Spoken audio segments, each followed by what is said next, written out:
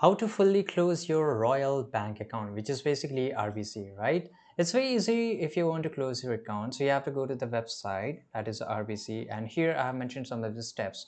So before closing your account, you have to prepare your account for closure, right? Ensure all the pending transactions have cleared. There should be no overdraft, neither there should be the account will be in minus, right?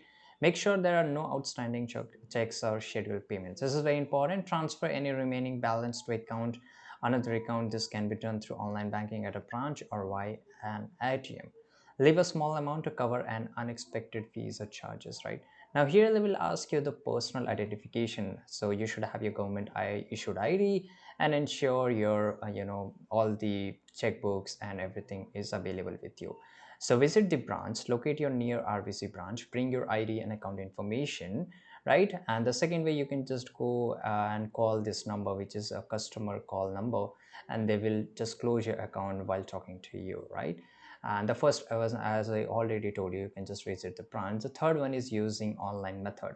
So you have to go to the RBC bank. So just go to Google and search for RBC, and this is you will be redirected here, personal banking RBC Royal Bank here. And now here you have to log in into your account. Sometimes it take a little bit of time to load here, right? And once it get open, you have to click on sign in on the top right, and you have to enter your number, which is basically your a login info, and then you will be into your account. Right now here you can just ask them to close your account. So definitely they will call you and they will close your account very easily.